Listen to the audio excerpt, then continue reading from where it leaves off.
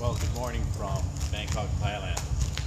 And I just want to explain today the difference between the new Honda X-ADV and my Honda 750X, and give you some insights on these two motorcycles. And people are going to say, well, one's a scooter and one's a motorcycle, but in my opinion, both are motorcycles and very capable machines. Anyhow, so let me just walk you through some of the features and benefits. So when you look at the Honda X-ADV, it's the new version of from Honda. It's only been out for a couple of years, and but it uses exactly the same engine as the 750X, and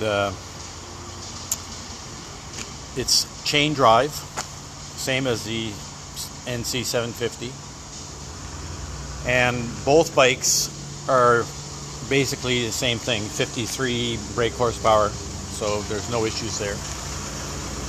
And when you ride these bikes, they're very, very capable in all conditions. I've ridden, my NC now has 140,000 kilometers, and my X-ADV, which I just got in August, has got 26,000 kilometers. And to be honest with you, if I had to choose one or the other, I'm not sure which one I would choose, because both are great. I'm doing good, Mike. Thanks.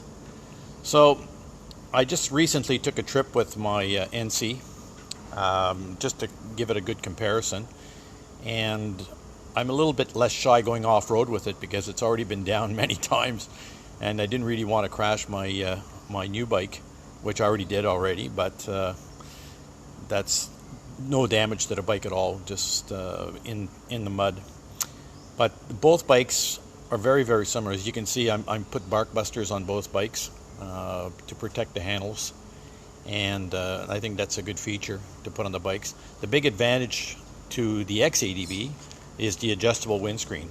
That windscreen will go up and down considerably. Right now it's at the low position, and then you can bring it up to a higher position very easily, just using this attachment right here. You just pull that out and then just bring the screen back up. Both have crash bars, and both carry lots of lights, and I always ride with these flashing lights, which I'll just turn on for you. So both bikes have these lights, and they're just traction getters. When you're riding, I always find that especially oncoming traffic can see you better, and to me they're quite important. And I ride a lot at night, so especially coming back into Bangkok, I never come back before 11 p.m. One of the big features actually of the NC is the frunk, which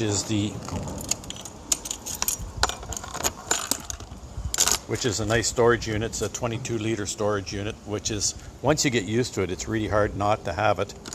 But with the X-ADV, it's underneath the seat, so it gives you a good size compartment.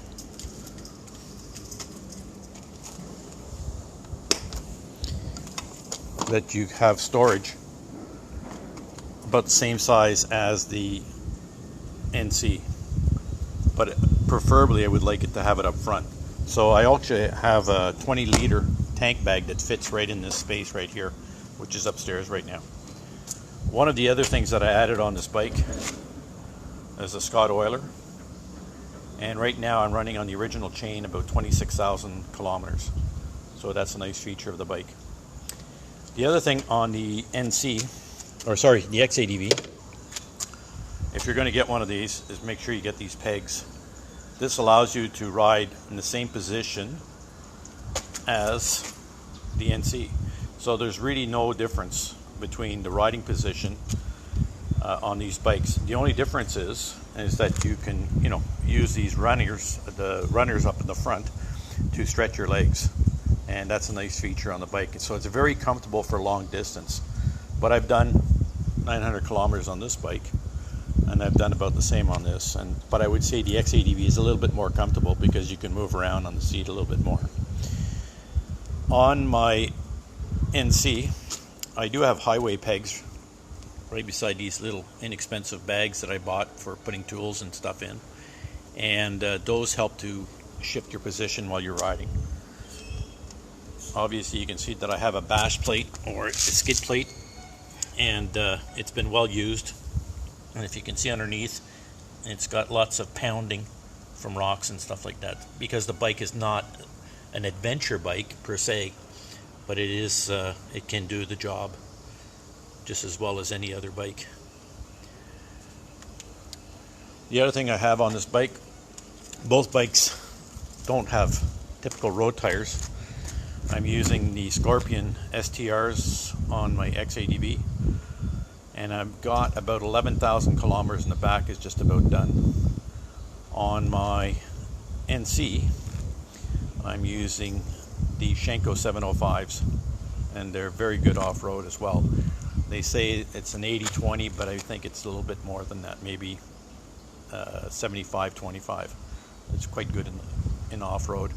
The STRs are excellent off-road, obviously, because of the tread pattern. So, as far as I don't carry top box. You can see I have the rack, but I just use rock straps and a dry bag on both bikes, which I find much more convenient when you get to hotels. And if you don't have rock straps, I would definitely suggest getting them. They're really, really great. Easy to attach your bag, and it really holds well.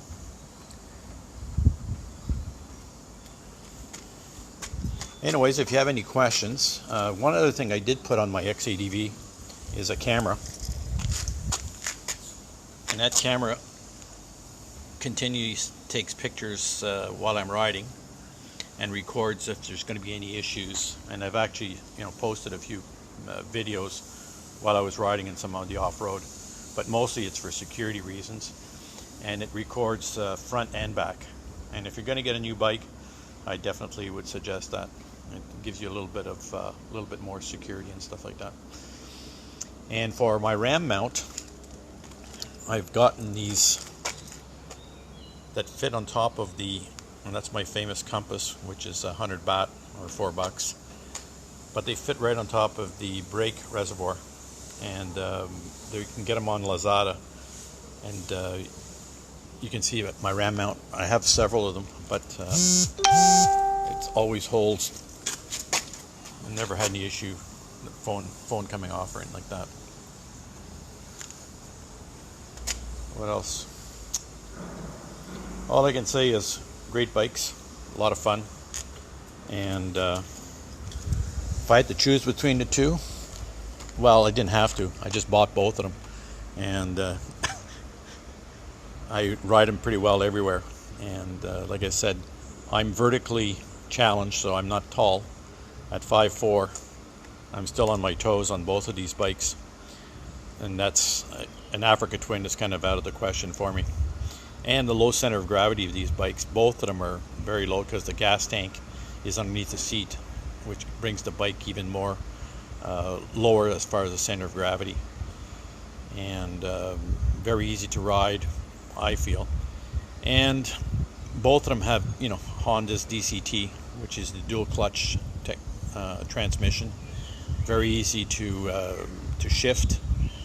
And for those that need a clutch, and I hear this all the time, well, I'm old school, I need a clutch. That's fine. I don't need a crutch. I just use a DCT. And you can ride it with paddle shift, or you can ride it in full auto. So the versatility is quite amazing. And off-road, it's a huge benefit. You don't have to worry about this bike will never stall. So when you're on those tracks up in the mountains and you're sliding backwards, all you have to do is engage the gas, and the bike will hold itself in the middle of the mountain. And I've proven that before, so it's been very good. Anyways, if you have any questions, just let me know, and I'll try to answer them as well as I can. Anyways, ride safe out there, and then enjoy your rides. But all bikes are good. I just happen to choose these two, plus a CB500X, which is sitting over in the garage. Anyways, take care, people. Have a great day, and We'll see you out in the road. Oh, and happy Chinese New Year, by the way.